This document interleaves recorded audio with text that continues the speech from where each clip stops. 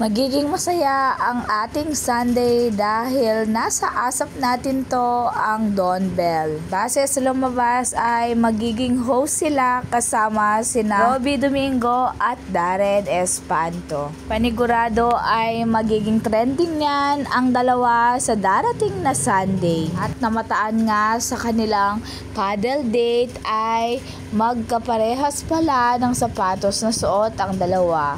Pag talaga ang Don Bell ang pinag-uusapan, napakalinaw ng mata ng mga netizen. Panigurado si Donnie ang nagbigay niyan kay Bel Mariano dahil talagang kahit anong rosas ang ibigay ni Donnie basta mapasaya niya lang si Bel Mariano dahil alam niya kung ano nga ang favorite na bulaklak ni Bel. Dahil kapag may pa congratulatory si Donnie, hindi pwedeng hindi niya bigyan ng flowers si Bel Mariano.